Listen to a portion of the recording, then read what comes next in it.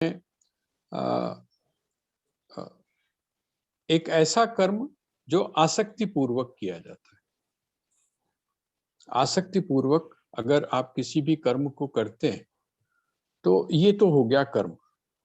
और अनासक्ति पूर्वक अगर किसी कर्म को करते हैं, ठीक है, जिसको बोल सकते हैं कि हमने कर्म को छोड़ दिया, कर्म का परित्याग कर दिया, है ना। तो कहते हैं कि ये दोनों ही चीजें एक ही बात है। आप कर्म करते हैं और कर्म नहीं करते हैं, ये दोनों एक ही चीज है। उसमें एक ये भी है कि जो कर्म है, कर्म कैसा, तो कहते हैं निष्काम कर्म। निष्काम कर्म, कर्म का मतलब ही होता है निष्काम। अब आता है जो मेन है, वो है अकर्म। अकर्म, अकर्म का मतलब हुआ कि आप कर्म नहीं कर रहे हैं, आपने कर्म का परित्याग कर दिया। भगवान, जैसा कि हम लोग शुरू से कर्म की जब भी परिभाषा हम कर रहे हैं या कर्म के बारे में जब भी विचार कर रहे हैं, तो हम ये इस चीज को देख रहे हैं कि वो जो कर्म है और जो अकर्म है ना, आप किसी भी कर्म को करते हैं या किसी भी कर्म का परित्याग करते हैं, उन दोनों के अंदर, दोनों में आपका अटैचमेंट है। कर्म जब आप कर रहे हैं तब भी आप अटैच्ड हैं, और जिस समय आप कर्म नहीं कर रहे हैं तब आप न करने के प्रति अटैच्ड। तो कर्म और अकर्म, इसका मतलब क्या हुआ कि जिसको हम कर्म बोल रहे हैं, कर्म का अर्थ हुआ निष्काम भावना से किया जाने वाला कर्म। एक बड़ी अच्छी बात जो अभी देख रहा था मैं, एक ग्रंथ उसके अंदर पकड़ में आई, वो कहते हैं ज्ञान योग में और कर्म योग में अंतर क्या है। मतलब जो कर्म है उसको अगर आप ज्ञान योग के माध्यम से जानना चाहें या कर्म योग के माध्यम से जानना चाहें, तो आप उसको कैसे जानेंगे। तो कहते हैं जो जिस समय कर्तापन का अभिमान न रहे, मतलब मैं अपने आप को कर्ता न मानूं। कर्ता कौन है, तो प्रकृति। ये जो कुछ कर रही है, ये कौन कर रहा है, तो प्रकृति कर रही है। इस प्रकार की जो धारणा है, ये धारणा ज्ञान योग की। और जो कर्म योग है, उस कर्म योग में जो जोर दिया गया है, वो इस बात पर जोर दिया गया है कि फल की आकांक्षा न रहे। जब आपके जीवन में फल की आकांक्षा नहीं रहती है, या फल की आकांक्षा से अपने आप को बचाकर जिस समय आप कर्म को करते हैं, ऐसी जो स्थिति है वो, या ऐसी जो साधना है, वो कर्मयोग की साधना है। तो कर्मयोग जो है उसकी उपलब्धि क्या है, उसका लक्ष्य क्या है। उसका लक्ष्य ये है कि हमारे जीवन में किसी भी प्रकार की अपेक्षा या किसी भी प्रकार के फल की आकांक्षा के लिए हम कर्म को न करें, ये कर्म योग है। और ज्ञान योग का अर्थ क्या है कि हम स्वयं को कर्ता न माने। मैं कर्ता नहीं हूं, बल्कि कर्ता कौन है, तो कहते हैं कर्ता ये प्रकृति है। और ये जब प्रकृति करता है तो भोक्ता कौन होगा। भाई, जब आप करने वाले ही नहीं हैं तो आप भोगने वाले भी नहीं बनते। तो वो जो भोग है, उस भोग से भी आप क्या करते हैं, आप बच जाते हैं। तो ये जो लेन देन का जो सिलसिला है, वो यहाँ इससे समाप्त होता है ज्ञान योग में।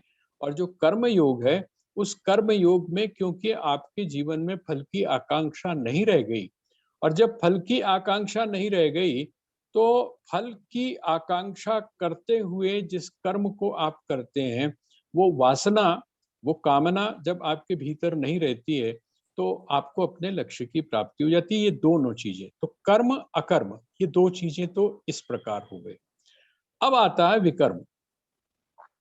विकर्म का संबंध किसके साथ में है, अकर्म के साथ तो है नहीं। विकर्म का संबंध है कर्म के साथ। तो जैसा आपको ध्यान होगा, मैंने आपको एक चीज बताई थी कि आपकी जो इंटेंशन है वो इम्पोर्टेंट है ना। आपका, आपकी, आप किस लिए उस कर्म को कर रहे हैं, वो आपके लिए बड़ी इंपॉर्टेंट है। क्योंकि कभी कभी क्या होता है कि कोई भी जो कर्म है, जिसको आप शास्त्र विहित ही कर्म बोलते हैं, जिसको आप कहते हैं कि सही, आपको अगर ध्यान होगा तो मैंने आपको दो एग्जाम्पल दिए थे, दो उदाहरण दिए थे एक उदाहरण मैंने दिया था कि यदि कोई कसाई किसी गाय के पीछे पड़ा हुआ है, आपको कर्म क्या है? अगर आप शास्त्र के अनुसार चलें तो आपको ये कहा जाएगा कि हमेशा सत्य बोलें। जब आपको ये कहा जाएगा कि आप हमेशा सत्य बोलें, इसका मतलब क्या है? आप अपने जीवन में असत्य न बोलें, यही मतलब हुआ उसका। अब वो कहते हैं अगर कोई कसाई किसी गाय के पीछे पड़ा है और वो गाय आपके सामने से निकल कर गई और वो जिस रास्ते से गई है आपने उसको उस रास्ते पर जाते हुए देख लिया, कसाई ने आकर आपसे पूछा कि वो गाय किधर गई। अब अब आपके सामने एक दुविधा की स्थिति है। क्या दुविधा की स्थिति है? कहते दुविधा की स्थिति यह है कि आप क्या करें। आपको तो जो निर्देश दिया गया है वो तो ये किया दिया गया है कि सत्यम वद, आप सत्य का भाषण करें, आप सत्य बोलें, ठीक है, आपको ये कहा गया। अब आप बताइए कि ऐसी स्थिति में आपका क्या बनता है, आपको क्या करना चाहिए? सत्य बोलना चाहिए या तटस्थ हो जाना चाहिए? तटस्थ होने का मतलब कि मुझको नहीं पता। अगर आप तटस्थ भी होते हैं तब भी देखा जाए तो आप क्या कर रहे हैं? आप मौन रहकर, आप चुप रहकर एक तरह से असत्य का भाषण ही कर रहे हैं, असत्य ही बोल रहे हैं। आप ये जो कह रहे हैं कि मुझको कुछ पता नहीं है, जबकि आपको क्या है, आपको पता है। आप भले ही ये ना बताएं कि वो किधर गई है, लेकिन अगर आप मौन रहते हैं, अगर आप चुप रहते हैं, तो आप असत्य का आचरण कर रहे हैं। यहाँ पर यही बात आती है कि अब आप इसको क्या कहें। इसका मतलब क्या है कि शास्त्र विहित जो कर्म है, वो शास्त्र विहित कर्म भी कभी कभी क्या हो जाता है, वो उसको लेकर दुविधा की स्थिति आपके सामने पैदा हो जाती है। एक और उदाहरण मैंने आपको दिया था, यज्ञ हमेशा करना चाहिए। आगे जाकर यही जो अभी जिसका हम लोग अभी स्वाध्याय कर रहे हैं, आगे जाकर यज्ञ की चर्चा होगी। काफी विशद तरीके से भगवान ने यज्ञ के बारे में बताया कि आपका जो कर्म है, आपका प्रत्येक कर्म यज्ञ कैसे बन सकता है ना, ये एक विधि उन्होंने वहां पर बताई। तो यज्ञ की, अब इसका मतलब यज्ञ जो है, यज्ञ प्रत्येक व्यक्ति को करना चाहिए। यज्ञ करना भी चाहिए और यज्ञ की रक्षा भी करनी चाहिए। श्री राम और लक्ष्मण जो हैं उसको महर्षि विश्वामित्र क्यों लेकर गए? इसलिए लेकर गए ताकि उनके यज्ञ की रक्षा हो सके, इसलिए लेकर कर रहे थे। और श्री राम ने और लक्ष्मण जी ने वहां पर जाकर विश्वामित्र के द्वारा जो किए जाने वाला यज्ञ था, उस यज्ञ की रक्षा भी की। लेकिन दूसरी जगह दूसरी एक स्थिति और है। जिस समय आप युद्ध का समय देखेंगे, उस युद्ध के समय में जो विभीषण है, विभीषण ने आकर जब सूचना दी, और क्या सूचना दी? उन्होंने ये आकर सूचना दी कि प्रभु, अगर मेघनाथ ने इस यज्ञ को संपन्न कर लिया, जो यज्ञ करने के लिए वो बैठा हुआ है, इस यज्ञ को अगर उसने पूर्ण कर लिया तो उसको मारना, उसको पराजित करना एक तरह से असंभव हो जाएगा। तो क्या किया जाए? कहते यज्ञ जो है वो पूर्ण ना हो, इसका मतलब यज्ञ का विध्वंस किया जाए। और आप जिस समय उस स्थल को पढ़ेंगे तो आपको आश्चर्य होगा कि वहां पर क्या है, वहां पर बिल्कुल वैसी ही स्थिति है जैसे कि वहां आश्रमों के अंदर जहां पर श्री राम गए और लक्ष्मण गए थे, वहां पर जिस तरह का आचरण उनके साथ किया जाता था ऋषियों के साथ में, वैसा ही आचरण। तो क्या इसका मतलब क्या हुआ? अब आप क्या कहेंगे? इसका मतलब ये हुआ कि कुछ कर्म इस प्रकार के हैं, कुछ कर्मों की स्थितियां इस प्रकार की हैं कि आप उसको एक मतलब जिसको बोलते हैं ना, निश्चित तरीके से आप उसका निर्णय नहीं ले सकते। आप जो हमारे जो सामाजिक कुछ परंपराएं हैं उनके अंदर भी आप देखेंगे। जैसे आप बड़ी अजीब सी लगेगी आपको, आप अगर महाराष्ट्र में जाते हैं और आप बैठते हैं भोजन करने के लिए, तो वहां पर क्या होता है, वहां पर टुकड़े को दी जाती है, तो उसको टुकड़े करके दिया जाता है। अब अगर पंजाब का कोई व्यक्ति होगा और वो वहां पर जब उसको टुकड़े करके दी जाएगी तो वो क्या कहेगा? जब सामने वाला उसको टुकड़े करके देगा तो क्या कहेगा? पंजाबी जो झटका है हिसाब, वो कहेगा कि मैं कोई कुत्ता है गावा जेड़ा तू मनु रोटी जेड़ी है तोड़ तोड़ के दे रहा है। ठीक है ना? लेकिन उनके यहाँ क्या है, उनकी भावना क्या है कि जो हमारा अतिथि है उस अतिथि को इतना भी कष्ट ना करना पड़े कि वो टुकड़े खुद करे। एक तरह से सम्मान है ये वहां पर। ठीक है ना? इसका मतलब क्या हुआ कि बहुत सारी चीजें इस प्रकार की हैं हमारे यहाँ, जो कहीं पर कुछ होती हैं और कहीं पर कुछ होती है। ऐसी जो स्थिति है, ऐसी स्थिति को क्या कहते हैं हम? इसको बोलते हैं हम विकर्म। विकर्म का अर्थ क्या है? विकर्म का अर्थ एक तो यह है कि शास्त्र के द्वारा जिन कर्मों को मना किया गया है वो भी विकर्म है, नहीं करने चाहिए। लेकिन कभी कभी शास्त्र के द्वारा जो विहित कर्म है, विहित जो कर्म है, उस कर्म को भी क्या कहा जाता है? कहते हैं वो भी कर्म कभी कभी विकर्म हो जाता है। एक मैंने आपको और उदाहरण दिया था, ये मैंने सुना था हमारे जो पुरी के शंकराचार्य हैं उनसे, महाराष्ट्री से, तो उन्होंने बड़ा अच्छा उदाहरण दिया। आप लोगों ने शायद मीनाक्षी टेम्पल के बारे में सुना होगा। मीनाक्षी टेम्पल जो है साउथ में, माँ का बड़ा सुंदर एक मंदिर है और वहां पर माँ की पूजा की जाती है। अब जो माँ का श्रृंगार जिस समय होता है या उनका जिस समय स्नान होता है, वो कौन करता है? वो पुजारी करता है। अब आप सोचकर देखिए कि उनके सारे वस्त्रों को उतारा गया, उनका अभिषेक किया गया, है ना? पंचगव्य से अभिषेक होता है, उसके बाद में षोडशोपचार होता है, सब कुछ होता है। सब कुछ करने के बाद में उनको वस्त्र पहनाए गए, सब कुछ किया गया। तो कहते हैं वहां उसको किसी भी प्रकार का दोष नहीं।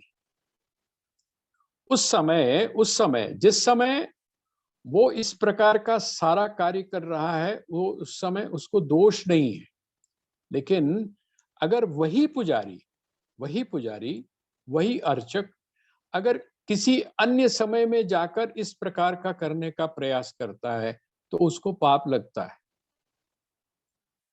कहने का तात्पर्य क्या हुआ? आपकी जो इंटेंशन है, आप उस काम को क्यों कर रहे हैं, ये बहुत महत्वपूर्ण हो जाता है। इसलिए जो कर्म है, ये बार बार आपको का समझाया जाता है और हम लोग भी कई बार बोलते हैं कि कोई भी काम जो है वो अच्छा या बुरा नहीं होता। अच्छा और बुरा उसको कौन चीज बनाती है? तो अच्छा और उसको बुरा बनाती है कौन सी? जिसको आप बोलते हैं आपकी इंटेंशन। अब जो बॉर्डर के ऊपर खड़ा हुआ एक जवान है, वो कितने लोगों की हत्या, जितने ज्यादा लोगों की को मारता है, तो हम उसको उतनी ही उसका प्रशंसा करते हैं। लेकिन वही सैनिक अगर यहाँ आकर किसी एक की हत्या कर देता है तो उसको अपराध माना जाता है। ठीक है? ये बात एक। दूसरी तरफ अब आप उसकी बात सोचकर देखिए, वैसे आप किसी को हैंग कर दीजिए, वैसे अगर आप किसी को हैंग करते हैं, है ना, तो क्या होगा? आप अपराधी माने जाएंगे। लेकिन उसी कार्य को दूसरा व्यक्ति, जिसको आप क्या बोलते हैं, जल्लाद बोलते हैं, वो जो जल्लाद है, जिस समय जो आपका अपराध है, उस अपराध की स्थिति में जिस समय उसको दंडित किया जाता है, अर्थात मृत्युदंड किसी को दिया जाता है, तो वो कितने लोगों के सामने, जेल के में जो बड़े पुलिस ऑफिसर्स हैं, वकील हैं, उन लोगों के सामने क्या करता है? वो दंडित करता है उसको। लेकिन उसको आप क्या करते हैं? सरकार की तरफ से उसको उसका पैसा दिया जाता है। तो सवाल ये है, विकर्म का अर्थ क्या हुआ? विकर्म का अर्थ हुआ जो कर्म करना भी चाहिए। विकर्म को आप यदि नोट करें, जो कर्म शास्त्र के द्वारा विहित कर्म है, वह कर्म भी जिस समय ऐसी स्थिति में आकर खड़ा हो जाए कि वो नहीं करने चाहिए, विहित है, विहित का मतलब होता है करना चाहिए, और आपको ऐसी स्थिति में आकर निर्णय लेना पड़े कि वो कर्म आपको नहीं करना है, उसको बोलते हैं विकर्म। तो एक हो गया कर्म, दूसरा हो गया अकर्म, और तीसरा हो गया विकर्म। तो ये तीन चीजें मैंने आपके सामने जो है वो स्पष्ट कर दी हैं। तो ये जो तीन हैं, इनके अंदर आप देखिए, और भी यदि किसी का प्रश्न हो, क्योंकि ये तीन चीजें बार बार मुझे कहा जा रहा था कि इसको आप स्पष्ट करिए, स्पष्ट हो नहीं पा रही हैं।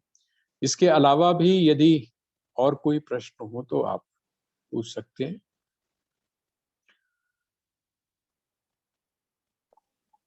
अर्थात जो मैं अभी तक समझ पा रही हूँ कि हम अगर निष्काम और बिना इच्छा के, बिना उसमें फंसे हुए, हमारी उसमें कोई भी उसके साथ आसक्ति ना हो, कोई भी लालच ना हो, तो वो कर्म करते हैं, तो वही अकर्म है। जी जी, बिल्कुल बिल्कुल। देखिए ऐसा है, निष्काम जैसे मैं एक और आपको एक छोटा सा उदाहरण और दे देता हूँ। आप अपने अक्सर हम लोग एक सवाल पूछते हैं, आप अपने बच्चे के लिए जो भी कुछ कर रहे हैं, जो भी कुछ कर रहे हैं, बिना किसी अपेक्षा के आप कर रहे हैं, आपका यह जो कर्म है ये निष्काम है। इसका मतलब क्या हुआ? यह जो कर्म है ये आपकी उन्नति में सहायक होगा, ये आपको सुख देगा, ये आपको आनंद देगा, ये आपकी आध्यात्मिक उन्नति करेगा। लेकिन कब? जब तक आप निरपेक्ष भाव से कर रहे हैं। लेकिन जैसे ही आप उससे कोई अपेक्षा करना शुरू कर देते हैं, आप कोई कंडीशन उसके साथ जोड़ लेते हैं, जैसे हम बोलते हैं बेटियां बेटियां जो हैं, दोनों साइड देखिए, दोनों साइड हो सकती है। बेटे की जिस समय आप कर रहे हैं, तब आप सोच रहे हैं, ये सोच रहे हैं कि ये बड़ा होकर क्या करेगा, मेरा साथ देगा। अपेक्षा आ गई ना। अब जब ये अपेक्षा आ गई तो ये जो कर्म है ये सकाम कर्म हो गया। ये कर्म निष्काम नहीं रहा, सकाम हो गया। अब ये जो सकाम कर्म है ये आपके कभी दुख का कारण बनेगा, कभी सुख का कारण बनेगा। ये आपका आध्यात्मिक जो विकास है, आध्यात्मिक जो आपकी उन्नति है, उसमें ये बाधक है, उसमें ये अवरोधक है। इसी तरह आप अब दूसरी साइड देख लीजिए। ये तो हो गया एक उसका पॉजिटिव साइड। दूसरी तरफ नेगेटिव साइड आप देखिए। हमने अपनी बेटियों के प्रति एक दृष्टि क्या रखी? ये तो एक तरह से अमानत है, ये तो अमानत है। अच्छा, जब ये अमानत है तो इनके लिए खास करने की क्या जरूरत है? आप जरा अगर अपने पीछे की तरफ जाएंगे तो वहां आपको आपको आश्चर्य होगा ये चीज जानकर कि बेटों की जन्म कुंडलियां बनवाई जाती थी, बेटियों की नहीं बनवाई जाती थी। ये कुछ चीजें ऐसी हैं जो कभी कभी झकझोरती हैं हमको। दूसरी बात, बेटियों को अच्छा खाने पीने के लिए नहीं दिया जाता था। बेटियां जो थी उनको, आप कभी अपने जो बुजुर्ग होंगे ना, जो गांवों में रहने वाले लोग होंगे या जिनका जीवन ग्रामीण परंपराओं के साथ जुड़ा हुआ होगा, उनसे यदि आप पूछ कर देखेंगे तो आपको बिल्कुल सही ये चीज लगेगी। उनको ना अच्छा पहनने को दिया जाता था, ऐसा नहीं पहनने को दिया जाता था जिसमें वो आकर्षित लगे। ऐसा खाने के लिए नहीं दिया जाता था, कहते ने कि नहीं कुड़ियां नु ज्यादा ये सब चीजा नहीं देनिया क्योंकि ये जल्दी जवान हो जाए। ये एक नेगेटिव साइड देख लीजिए। हम उनकी उपेक्षा कर रहे हैं क्यों? क्योंकि हम कहीं ना कहीं ये मानकर चल रहे हैं कि ये हमारी नहीं। वहां पर जो अपेक्षा है वो अपेक्षा क्योंकि हमारे मतलब की चीज नहीं है, है इसलिए इनको इनको इनकी उपेक्षा, वो जो उपेक्षा थी उसी का परिणाम हुआ कि हमारे यहाँ हम लोगों में जहां जहां पर ये सारी चीजें रही हैं वहां पर आप देखेंगे आध्यात्मिक रूप से उन्नति नहीं हो पाई। जो कर्मकांड है वो वहां पर बहुत हावी रहा। आप देख लीजिए चारों तरफ आप घूमकर। कहने का तात्पर्य क्या है कि चाहे पॉजिटिव साइड है चाहे नेगेटिव साइड है, दोनों ही तरफ से अगर आपके मन में ये बात है जिसको हम बोलते हैं अपेक्षा है, आपके मन में यदि किसी भी प्रकार की कामना जुड़ी हुई है, आप एक हिसाब किताब से अगर किसी चीज को आप कर रहे हैं तो इसका मतलब यह है वो सकाम कर्म है। यहाँ तक है कि अगर आप ईश्वर की वंदना भी किसी कामना से कर रहे हैं तो वो सकाम में आ जाता है। आप किसकी कर रहे हैं? भगवान की कर रहे हैं ना। भगवान की आप पूजा क्यों कर रहे हैं? क्योंकि ऐसा करने से ये होगा।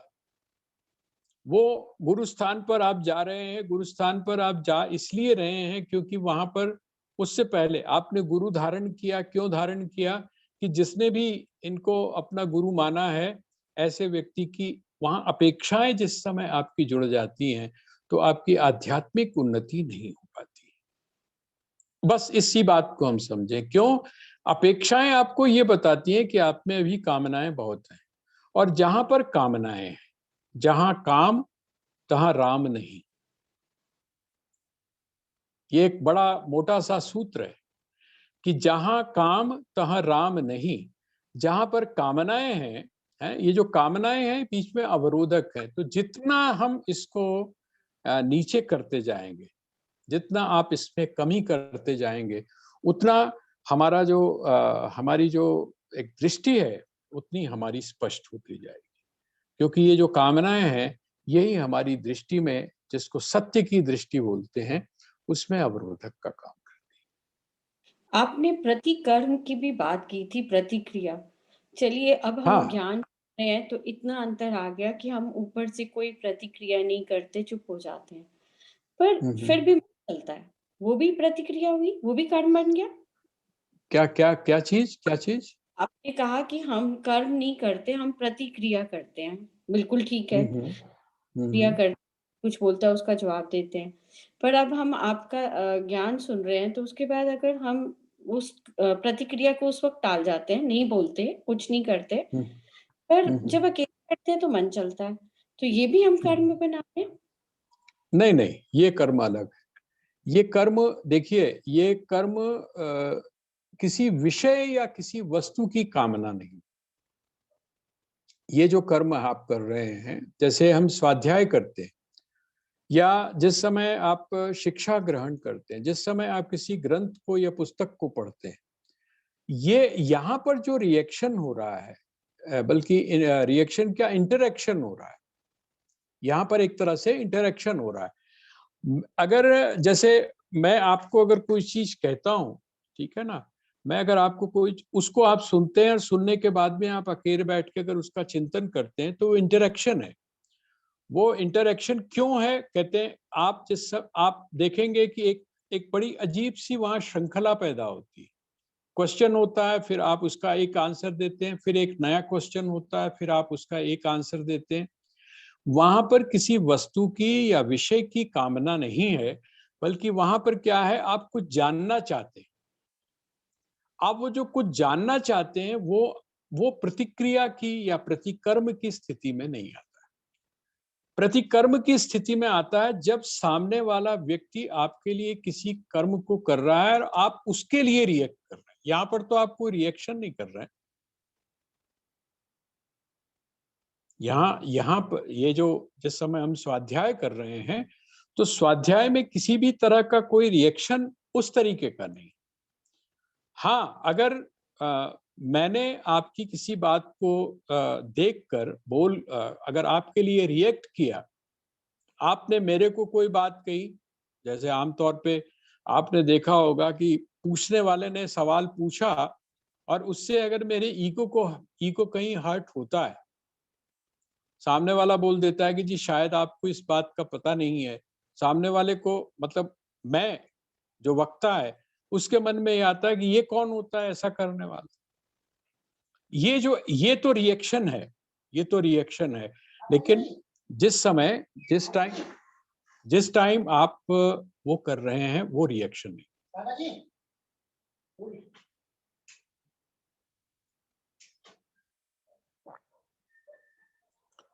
और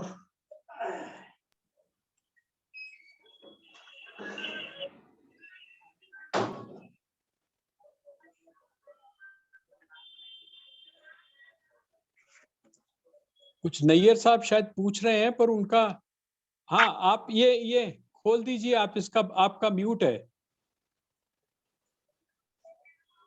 नैयर साहब का म्यूट है। यस यस, खोल दिया हाँ, खोल दिया।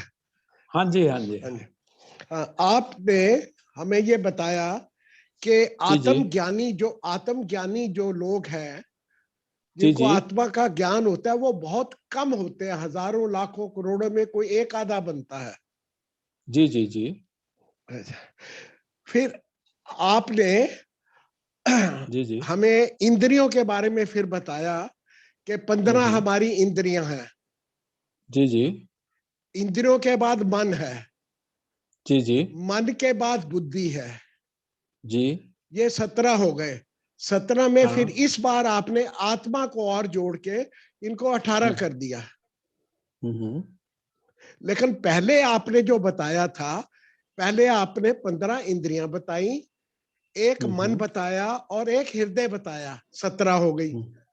अब ये हमें इसमें थोड़ा सा, मेरे को ये कंफ्यूजन है, ये 17 में एक बार तो हृदय आया और एक बार बुद्धि आई है, ये अलग अलग क्यों हो गए हैं? और तीसरा, आपने हमें कंक्लूजन हमारा जो ये निकला था कि हमें जो निर्भर रहना चाहिए वो आत्मा के पे रहना चाहिए, ना बुद्धि पे रहना चाहिए, ना मन पे रहना चाहिए। जी जी। तो जब आत्म ज्ञानी आदमी बहुत कम है, हम आत्मिक पता नहीं बनेंगे या नहीं बनेंगे, हमें इस चीज का पता ही नहीं है, तो हम आत्मा पे ही निर्भर रहेंगे तो हमारा क्या होगा? देखिए, सबसे पहली बात तो यह है, 19 तत्व हैं। ये 5 ज्ञानेंद्रियां, 5 कर्मेंद्रियां, कितने हो गए? 10। ठीक है।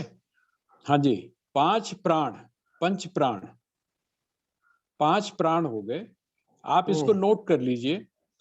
5 ज्ञानेंद्रियां, 5 कर्मेंद्रियां, 5 प्राण, ये कितने हो गए? 15।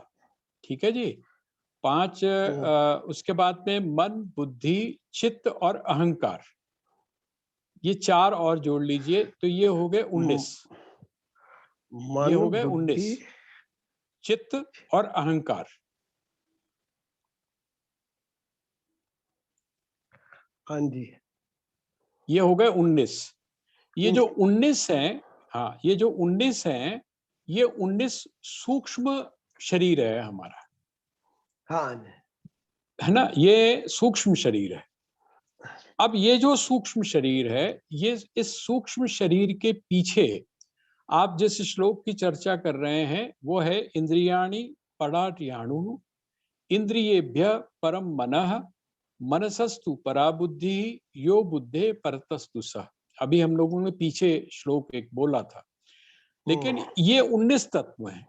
ये जो 19 हैं, इन 19 को जो ताकत देने वाला है, जो शक्ति देने वाला है, इन 19 को जो ऊर्जा मिलती है, वो कहां से मिलती है? तो कहते हैं वो मिलती है आत्मा से। ये वहां से, ये जो ऊर्जा है, जैसे मैं आपको एक उसका छोटा सा एग्जांपल देता हूं। हम लोगों ने शायद बचपन में सभी ने एक खेल खेला होगा, और वो खेल कौन सा था? वो खेल था जो मिरर होता था ना, शीशा, शीशे को हम सन की तरफ करते थे। शीशा दर्पण, एक तो वो होता है जो ट्रांसपेरेंट, जिससे हम आग जलाते थे, रुई में हम आग लगाते थे या कपड़े में हम आग लगाते थे, वो एक अलग था। लेकिन एक ये होता था कि हम शीशे को सूर्य की तरफ करते थे और उसका जो रिफ्लेक्शन है ना, जो उसका प्रतिबिंब है, वो उसकी लाइट जो है हम वो कभी किसी की आंख पर डालते थे, कभी कहीं डालते थे, कभी कहीं डालते थे, कभी दीवार के ऊपर जो है वो हम डालते थे। अच्छा, अब आप ये देखिए कि वो जो सूर्य है, उस सूर्य का जो प्रतिबिंब है, वो जो दिखाई दे रहा है शीशे के माध्यम से, वो उसमें प्रकाश है कि नहीं, उसमें लाइट है कि नहीं। अगर आप उसको किसी अंधेरे में रिफ्लेक्ट करते हैं तो वो वहां पर प्रकाशित करता है। अगर आप किसी की आंख के ऊपर उसको लगाते हैं तो वो उसकी आंखों को चौंधियाता है, मतलब उसके आंखें जो है वो देखना बंद कर देती है, रिफ्लेक्शन वो जो है। लेकिन वो जो रिफ्लेक्शन है वो किसका है? उसके पीछे जो सोर्स है, वो सोर्स कौन सी है? वो सोर्स है सूर्य। कहते इसी प्रकार से ये जितना भी चीजें रिफ्लेक्ट हो रही हैं इंद्रियों के माध्यम से, प्राण के माध्यम से, इसके पीछे जो ऊर्जा है, इसके पीछे जो ताकत है, वो कौन सी है? तो कहते हैं आत्मा की ताकत है। यही कारण है कि आप ये देखिए, कौन सी चीज ऐसी है जो हमारे शरीर के निकलने के बाद में ज्ञानेंद्रियां भी रहती हैं, कर्मेंद्रियां भी रहती हैं, और प्राण जो हैं वो प्राण भी रहते हैं। सारे प्राण जो है नहीं जाते। आप देखेंगे कि प्राण जो है, ये जिस समय आप पंच प्राणों के बारे में करते हैं ना, डेथ होने के बाद में भी, डेथ होने के बाद में भी ये जो आंखें दी जाती हैं या शरीर के जो अंग दिए जाते हैं, तो वो क्यों दिए जाते हैं? क्योंकि हम ये मानकर चलते हैं कि अभी वो मरे नहीं है, अभी वहां पर प्राणों की स्थिति है, अभी वहां पर प्राण है। जो भी अंग आप, जैसे आंखें हैं, आंखों का जिस समय आप दान करते हैं तो कहते हैं 2 घंटे के अंदर जो है आप आंखें दे दीजिए। आप जिस समय किडनी है या आपके शरीर के और जो अंग हैं, इसका मतलब अभी तक वो डेड नहीं हुए, अभी तक उनमें वो जो एक प्रतिक्रिया होनी चाहिए ना विघटन की, वो अभी प्रारंभ नहीं हुई।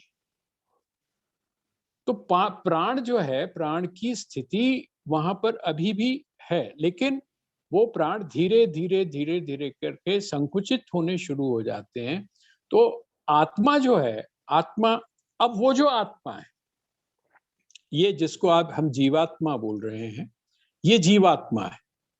ये जीवात्मा कौन है? कहते हैं ये जीवात्मा आप हैं। लेकिन जिसको आप आत्मज्ञान बोलते हैं, कहते हैं ना कि आत्मा का परमात्मा में मिल जाना या आत्मा का परमात्मा को जान लेना, इसका मतलब क्या है? इसका मतलब यह है कि ये जो आप जो जीवात्मा हैं, अर्थात जो आप सूक्ष्म शरीर हैं, ये सूक्ष्म शरीर इस बात को महसूस कर लेता है। जैसे बल्ब है, वो बल्ब जो है, उस बल्ब की रोशनी जो है, वो आप समझ लीजिए आप हैं। वो बल्ब की रोशनी ने इस बात को महसूस कर लिया कि ये जो वायर जो है, इस वायर के अंदर जो करंट पास हो रहा है, उसमें और मुझ में किसी भी तरह का कोई अंतर नहीं। ये है आत्मज्ञान। आत्मज्ञान का अर्थ ये नहीं है कि आप बिल्कुल लेकिन जिस समय आत्मज्ञान हो जाता है तो उसके बाद में आप ये समझिए कि वो जो बल्ब है, बल्ब जिसको हम फ्यूज करना बोलते हैं ना, कि फ्यूज हो गया, वो समझ लीजिए कि उसको इस बात का एहसास हो गया कि मैं ना तो 60 वॉट का हूं, मैं ना तो 60 वॉट का हूं, ना मैं 25 वॉट का हूं, ना मैं 500 वॉट का हूं। ये तो वॉट्स जो दिखाई दे रहे हैं वो किसकी वजह से दिखाई दे रहे हैं? बल्ब की वजह से। लेकिन वास्तविकता या रियलिटी में मैं क्या हूं? मैं सिर्फ इलेक्ट्रिसिटी। ये जो अनुभव है, ये है आत्मज्ञान। अच्छा, अब क्या है, हम ये क्यों मानकर चलें, हम ये क्यों मानकर चलें कि वो जो हजार हैं या करोड़ जो हैं, उनमें हम नहीं है? उनमें हम भी तो हो सकते हैं। जैसे हमारे यहाँ बोलते हैं ना कि भाई ये काम आपको नहीं करना चाहिए, ये जो काम है आपको नहीं करना चाहिए। वो कहते क्यों नहीं करना चाहिए? कहते इससे ये बीमारी हो जाएगी। अरे ये तो रेयर होती है भाई, हजारों लाखों में से एक होती है। लेकिन आप सोच कर देखिए, वो हजार लाखों में क्या इस बात की गारंटी है कि हम नहीं होंगे? हजार लाखों में क्या इस बात की गारंटी है कि हम नहीं होंगे? हम भी तो हो सकते हैं। कहते जिस तरह नेगेटिव साइड में ये चीज है, इसी तरह से जो पॉजिटिव साइड है, हम भी तो आत्मज्ञानी हो सकते हैं। और प्रत्येक व्यक्ति को, देखिए, प्रत्येक व्यक्ति को ये अधिकार, यहाँ पर ये जो बात कही जाती है, इसका मतलब क्या है? इसका मतलब ये है कि कठिन है। कठिन है।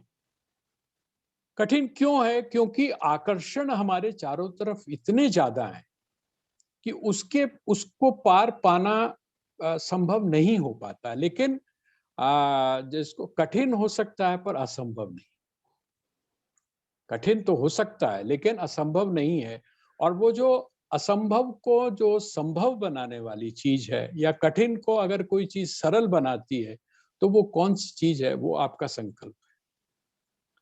जैसे मैं अभी आपको एग्जाम्पल दे रहा था, शुरू में मैंने जो इंट्रो दिया, तो इंट्रो मैंने आपको यही बताई कि वहां पर देखकर आश्चर्य होता है कि कैसे एक व्यक्ति, साधारण सा व्यक्ति, और जिस समय आप स्वामी जी के शरीर को देखते हैं तो आपको अंदाजा लग जाता है कि अगर आज कल के जमाने में हो तो ये भी कहेंगे पता नहीं जान केड़ी जगह अटकी हुई है, पतले दुबला शरीर है उनका, लेकिन उनके अंदर जो एक ऊर्जा है, अब आप उसको आध्यात्मिक ऊर्जा बोल दें, हैं, या उनकी जो संकल्प शक्ति है, वो संकल्प शक्ति कहाँ से आई है? जब आप उनके जीवन को पढ़ते हैं तो बड़ा स्पष्ट समझ में आता है कि वो भी किसी जमाने में हमारे और आपकी तरह थे, लेकिन संकल्प उनके अंदर था। संकल्प तो इतना था कि वो जो स्पोर्ट्स का जो टीचर था, उसने उनको कहा कि आप गेम खेलने नहीं आते हैं, गेम्स के लिए आप नहीं आते। उन्होंने कहा कि नहीं, मैं अपनी एक्सरसाइज अपने आप कर लेता हूँ। उनका कहाँ करते हो? उनका कमरे में कर लेता हूँ। उन्होंने कहा कैसे करते हो? तो उन्होंने कहा कि ठीक है, आपके यहाँ जो सबसे अच्छा मजबूत जो लड़का है उसको आप बुलाइए, और जो एक्सरसाइज मैं करता हूँ वो करे। तो बुलाया गया। तो वो क्या करते थे? जो तखत था ना, जो तखत था, बेड जो था, वो बेड को उठाकर उससे प्रैक्टिस किया करते थे। अब आप अंदाज लगाइए कि जो नॉर्मल आदमी है उसके तो बस का है नहीं। तो वो जो संकल्प शक्ति थी, सिर्फ इसलिए कि बचपन इस तरह का बीता है ना, शरीर उतना मजबूत नहीं था, लेकिन उन्होंने अपने शरीर को अपनी संकल्प शक्ति से इतना मजबूत बनाया। तो हम